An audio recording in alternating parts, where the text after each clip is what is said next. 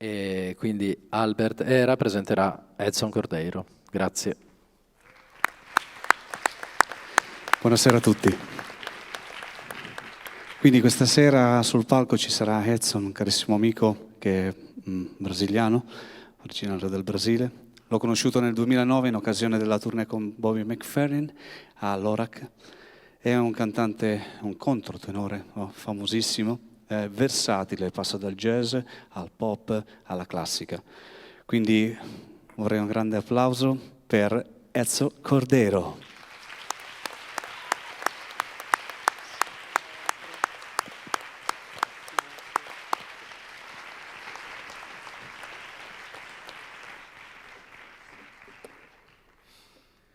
Maestro.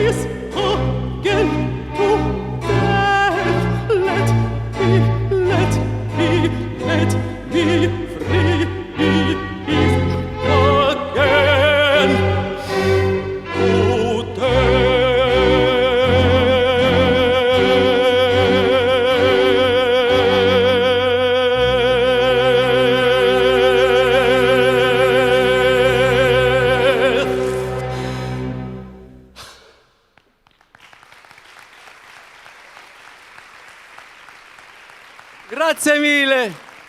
Buonasera. Thank you very much.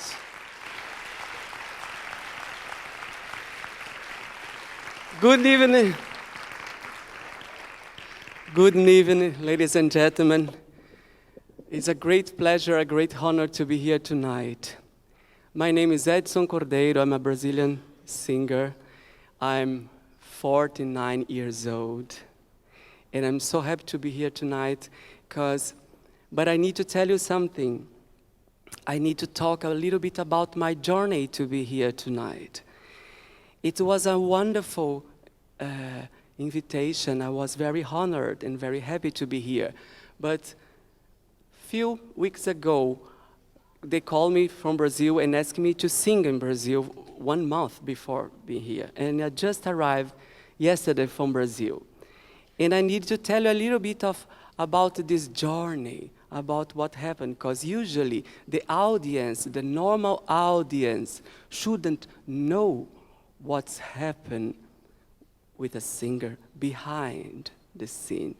But I don't think that I should hide it from this tonight, because you are here, you work with music, you want to know about music, so I need to tell you. It was 11 hours, like years for me, but 11 hours in an airplane from São Paulo to Madrid. And after that, Madrid, Roma, 2 hours. Roma by train to Bologna, maybe 2 hours. And 1 hour by car, and I'm here and I survive. This is not amazing? So we need to talk about also how sometimes difficult is singing, and the audience shouldn't know about this. And that's why we have teachers and doctors. And if something bad happened with me tonight, like I faint, I'm so happy to say that I can ask if you have doctors in the audience, because I'm sure we have the best doctors here tonight that can help me. I'm so happy to be with you tonight. Yeah. And also, I must tell you, sometimes it's not only the voice the problem when you are tired like I am tonight. It's you can lose your voice, but usually I lost my memory when I'm so tired. So I have Oliver Biba here to help me to remember what I want to talk to you tonight. So let's start with something about. Yeah, this is interesting. Look, he's helped me so much. Something about this, like tonight for me, to sing 2 songs. I sang this song from Harry Purcell, and at the end of the speech, I will sing another song. I need to warm it up, like I will do a whole show. So when people talk to you, don't worry, you just need to sing 1 song. For me, it's the same, because if I sing 1, or I can't sing for 2 songs, I can't warm half a voice of the voice. I need to warm up like I would sing normally 22 songs, because that's how I sing in my shows. I sing 22 or 23 songs sometimes. So tonight I have to warm it up like I usually do to sing a whole show. But tonight is the time for me to say everything I want that usually I don't talk about with the normal audience. So this is something about. And what more? This is interesting. Oh my God. I can't forget these things. Look this. Oliver helps me to remember cause. I'm 48 years old now. And everybody who knows me or checking the YouTube, and I heard so often teachers come to me to say, I use you to show the students about contratenor. It's a big honor for me, and I'm very happy to be on the stage for so long. I'm 30 years career now. But I must tell you something. Sorry to tell you, but voice changes, and we need to manage with this when you are a singer. And I must tell you, I realized that my voice changed, and if you are clever, like I try to be, you need to adaptate it. That's what I do. I adaptated my repertoire. You need to be free as I am. I'm happy to be free to choose what I will sing, how I will sing, and the key that I will sing. So everything for me, it's very important, because if you don't change, you doesn't change you don't adaptate the changes of your voice to your body. What is changed can sound like decadence, like you're not able to do something that you are trying to do. So it's everything to tell you that I will never sing the Queen of the Night, never more in my life. Oh, no, yes, I would like, but I can't. That is important, because my respect for the music is so big, and that I will never do something that I will feel frustrated. If you don't frustrate yourself, you will never frustrate the audience. I never promise to do something that I can't really do. Even swimming or living in this repertoire that I created for myself, it's already, I must tell you, sometimes very difficult. To be a mezzo-soprano, singing in the range of mezzo-soprano or alto, it's already something not easy. So if you do it in ranges that you can't really reach, it's really not good for the style, for the music. So for me, let's Mozart rest in peace. I don't need to destroy this wonderful piece of music. When I could do it, I think I enjoy, I have fun, and I make the audience begeistert, delighted. Yeah, and now I can't anymore. So, but I must tell you, so many good music we can do when we know what we want. And I think when you are 20 years old, around 20, 30, you have the voice that the nature gives to you. And after the 40s, more or less, depend on the body, you have the voice that you deserve, the voice that you took care, the voice that you work for it. So it means, I must tell you, another very honest thing. When I was young, I used to smoke so much. I used to drink so much, because alcohol, really, because my voice was like a wild horse who could go everywhere very fast and very high. But after 37, 38, I realized that if I don't do something for my voice, one day it will be damaged forever. So I didn't wait for this moment to see, oh my God, I destroyed something. I really stopped it before to destroy my voice. Because I must tell you, I don't know nothing more than singing. If I would be a lawyer, if I would be an engineer, I really could have a wild life. Like I had a little time, but not anymore. But I must tell you, worse, being here, it's something that makes me so happy that any nicotine or any alcohol. But if you want to do it, if you are young, really do it, because it's really wonderful. But I can't do anymore. I don't say don't do it, it's terrible. But you should know the time to stop doing this also. But I need water, man.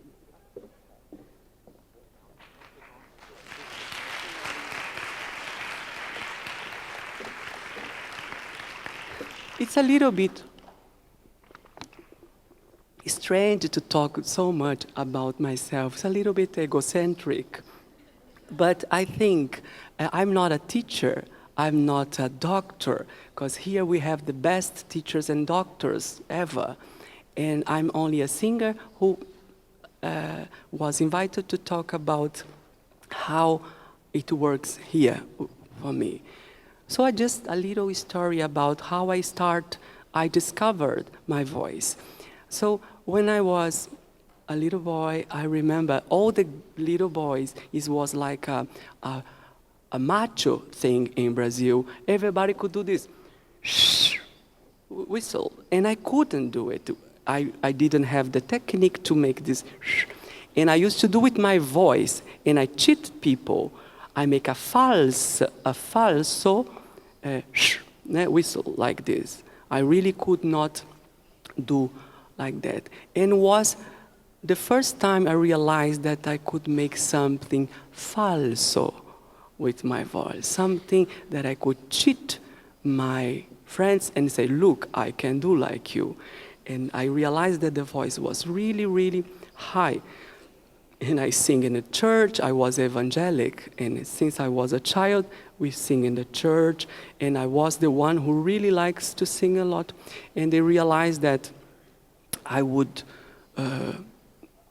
they could use me as an attraction in the church, because I could call people to come to see to be there, to give 10% for the salary. That was my evangelic church, was like that. And I was feeling that I could sing a lot. And after that, I was an actor first. That's something that I want to tell you. Learning how to act for me, work in the theater like an actor, was for me is still the most wonderful tool, the most wonderful technique that I learned. Because if I'm not convinced of the character that I'm singing, if I'm not sure of the words, the text, my technique, the voice don't go where it needs to go.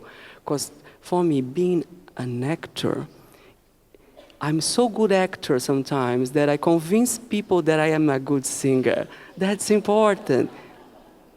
If you convince people that you can do it and you believe in the character, sometimes if you're not so good disposition, like my voice is not so much today, maybe you can convince people that everything's all right. Because perfection, for me, my taste, perfection is boring. I'm not paid. I didn't choose this job to be in front of audience to be perfect. If you are only perfect, in my taste, it's boring. Because if you can see that Edith Piaf it's one of the greatest singers for me, my taste in the world. She was perfect. She's beyond perfection. I think if your goal is to sing right notes, maybe this is not the right job. If you want to be an artist, for me, it's more than be correct, clean. This is for me not really interesting. But to be there, you need really to be physically prepared, to relax, to say, now I will give my heart to you, I will open my soul, I need to prepare my vocal cord to be relaxed, to make mistakes, because sometimes you can't choose. Your voice will not obey you. The day that you sleep, you have a good sleeping, you have a good food, you are rested, it will happen sometimes, maybe in your career, like mine. So that's the time when you need technique. When I was a wild horse, I was sure that I don't need teachers, I don't need doctors, and I didn't wait so long to realize that I should go to the doctor and to have a teacher. Now I have a master, and my doctor is Mara Belau. Is this a wonderful doctor? Who is here tonight? Oh, my Liebe. She's a diva of the voice. I'm so happy. Mara Belau. Because Mara Belau was a real light in my life, because when I decided for the first time in my career to record the CD only with pure opera, only with arias from Handel, Vivaldi. I was careful to not destroy this wonderful partitura, and I went to Marabellau to see if everything was right with me, if I would be able to do it. And I want to share tonight. I always talk about this, and because I was Latin Grammy nominated in 2006, because I recorded this CD, and of course I want to share with Marabellau and my teacher in Brazil, Eduardo Abunhad, who really put my voice in the right place, in the mask. So what could I talk about? Warming up. Warming up for me is the most important, and for me it's not like, maybe today I will not warming up. I don't have a choice. For me, warming up is not something that sometimes when I have disposition I do. If I don't do it, I never sing. It's not possible. I'm a kind of slave of it. But this is the way it works. I don't want to come here in the audience to know if something will happen. So let's talk about warming up. Everything started for me drinking a lot of water. And everybody knows this. This is so cliche to be humid, hydrated. But in my case, I drink a lot of water because usually when you are nervous, I must tell you the truth, I'm always nervous to sing. I'm kind of nervous, really. And what's happened in my body? Something very crazy, because my throat is dry and my hands are wet. Could be the opposite. It would be wonderful, but not. So if I don't drink a lot of water, I make more difficult this dry here. So I feel if I have an overdose of water, I can at least don't be so dry and I can sing better. I mean, it's easier to sing if I'm... And what more? Breathing. Also, everybody knows this, but two important things about breath is when I'm in the airplane in big turbulence, I'm so afraid of this fucking airplane that if I don't breathe like very deep, I will really die because I'm so afraid. So this breathing, this very deep, helps me in many situations. When I'm anxious, when I'm angry, when I'm afraid to die in an airplane, and before singing and during the singing. Because I must tell you, for me it's more difficult to speak here tonight than technically make more tired my voice than singing. Because when I speak, I'm not thinking about support. I'm not thinking about support, this magic word for singings.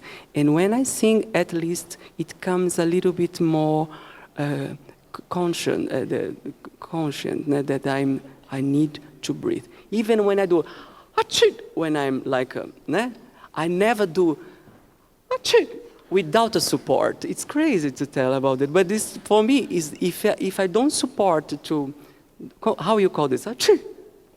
Ispirare, in Portuguese ispirare, I don't know.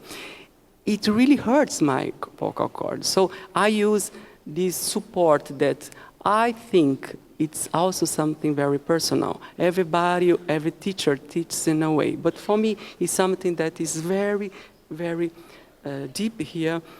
And I try to put there, here and here also, depend of the phrase. But always supporting here, trying to relieve the truth, to not have all the responsibility here. This is the important. And after that, I start to make a kind of earthquake here. I shake a lot, doing everything Marabellau They taught me, I learned everything with doctors. And I know that shaking this is like if somebody say, wake up, because you need to work. And I do here, and with the tongue, and feeling everything shaking in my face. And what more? To sing with head voice, for me, it's very important to feel the resonance here in the mask, in the mascara. So when I start to vocalize, I always start with M, everything that comes with M in the beginning, because if I feel the M, I feel the vibration here, and everything starts to come to the resonance. That's something that I used to do.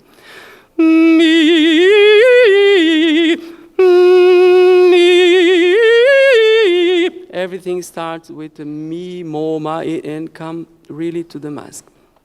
And even like this doesn't work sometimes, but that's life. Né? And what more? Yeah, and I do, of course, this stretch. The only way I feel that for me to feel that I'm stretching my vocal cord is the sensation to do this. Putting the tongue like this. And slowly I put it. In the end, I learned with my doctor to do this sound, because if I do it, you vibrate. You can do it. Let's do it together.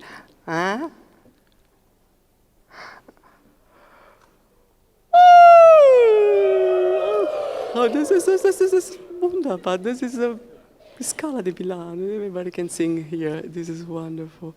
This sound, and actually when people said, oh, how can I know if I had a head voice? For me, how you say this? Then it's really when you vibrate this region of the, this region of the voice where you use. But some people say, so I'm a contratenor, I'm a countertenor if I do it. That's the difference about contratenor. Because for me to be a soprano, a mezzo soprano, a contratenor, is not only to have the range. For me, it's about style. If you can't, if you are not so good, don't have a disposition to make coloraturas, do you know this? How can you say that you are a mezzo soprano or a contratenor? Of course, the repertoire will ask you to make a lot of coloraturas. If you don't have the disposition, you need to work very hard to do these coloraturas, note by note, doing langsam, slowly, and going faster and faster to reach this thing.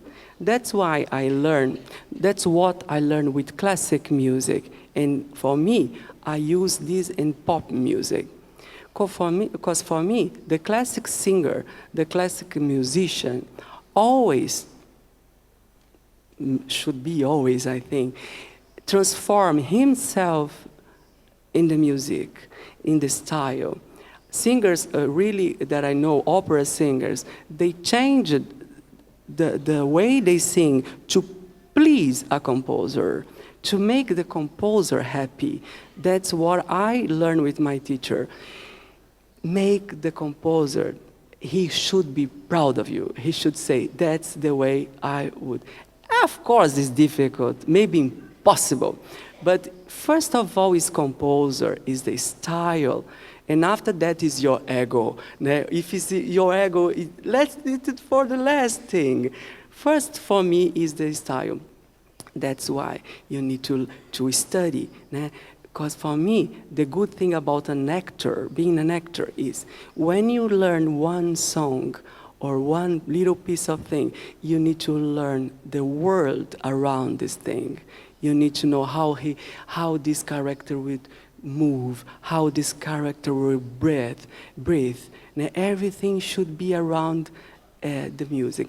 But the pop music taught me something different. I learned with pop music that you should transform the music in yourself. That's how I think. have you heard Aretha Franklin sing Ave Maria from Gounod? It's really something like, she can't be more Aretha Franklin. This is amazing. Barbra Streisand singing arias. It's amazing because she make all the arias Barbra Streisand, everything she touches. But sometimes I like to make the opposite way. Sometimes I put the pop music when I sing a samba, a Brazilian music from the 30s, from the 40s, like Carmen Miranda sambas. I always want to know maybe how it would sounds in that time, like this. Ai, ai, ai, ai, é o canto do pregoneiro que com sua alegria traz harmonia em salsa American way. I think it would be strange to sing, ai, ai, ai, ai, é o canto do pregoneiro. I can do it. It can be funny, it can be dramatically interesting. But why not try to learn why they sing with this metallic voice? That's my style, is trying to transform myself in everything I sing. And of course, I did Mozart, Queen of the Night with Rolling Stones in the beginning of my career. So I really put Mozart in a place that maybe he would love or hate, but I did. It's done. It's my fault. I did already. I can't change. But sometimes I also like to make it the opposite way. Yeah, this is important. For me, okay, Edson Cordeiro sing different styles. I sing different styles. But for me, something important. I need to choose exactly the set list. For me, it's very important. I can't sing arias, something very classic in the middle of the end of the show. Usually I sing at the beginning of the show these difficult coloraturas and things. Because if you are a solo singer, maybe you have the privilege and the rights to choose what you sing when. And for me, this can destroy everything. If somebody say, you should sing this here, because my voice, it will change during the show. So the disposition of the voice, the color of the voice really will change, and I sometimes can't not reach the notes or the agility that I need to sing something. So for me, it's very important to respect the physiology, the disposition of the voice, also during 22 songs. Are a lot of things. You are the only singer on the stage. So this is something that maybe everybody should respect and understand how your voice developed during the concert. It really saved my life. And of course, I'm learning a lot. Like something, eating. For me, it's very important. I can't eat and go to the stage. But sometimes I eat too early, and I'm very hungry during the show, and after the show I'm almost dying. But I prefer to sing hungry than sing full, because once I did, never more, because it's really something that for me is not possible to do. Yeah, because I feel so boring talking so much. If you have some questions or you wanna say something, you have the rights, the freedom. You can do everything you want if you want. If not, I need to talk about more things. I can. Yeah. So let's go for it.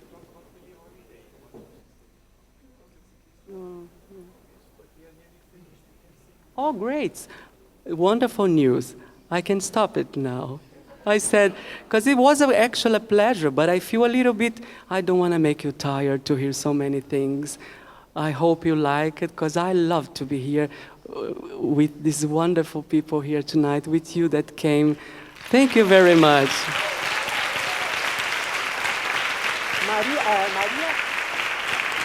Maria. So, just to finish, please, Maria Fiorani. Fiorani.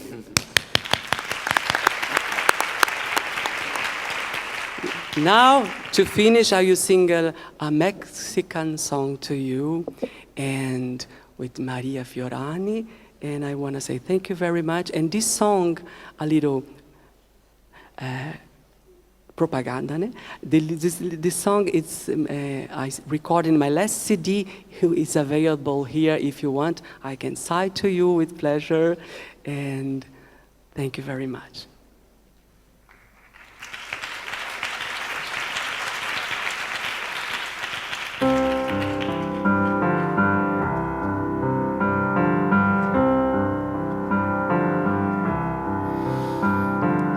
Dicen que por las noches no más se le iba el puro llorar. Dicen que no comía, no más se le iba en puro tomar. Juran que el cielo se estremecía al oír su llanto. Cómo sufría por ella, que hasta en su muerte la fue llamando. Ay, ay, ay, ay, ay.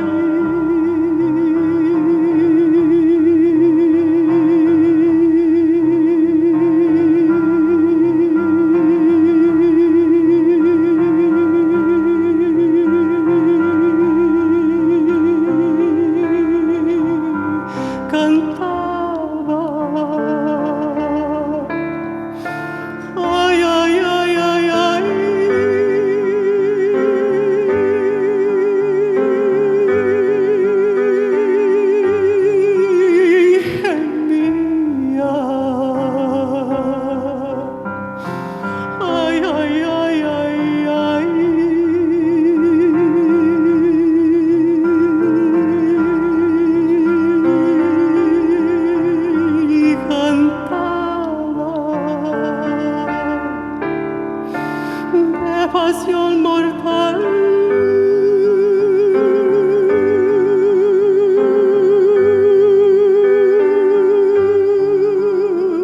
Murría.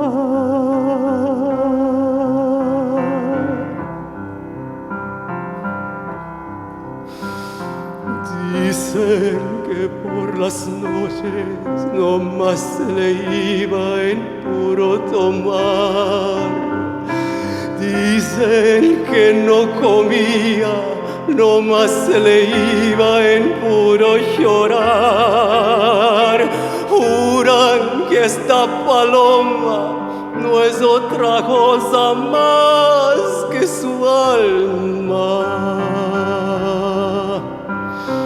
que todavía la espera a que regrese la desdichada. Cucurrucucú.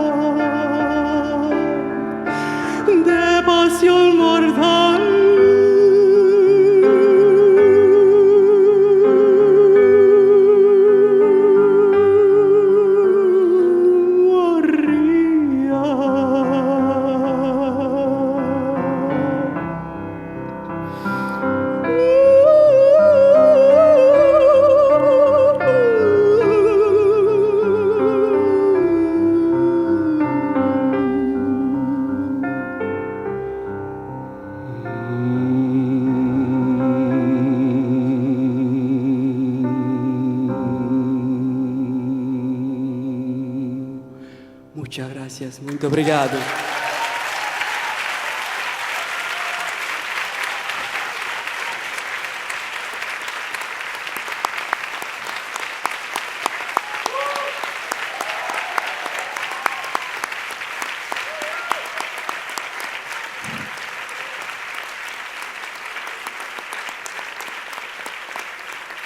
Bene.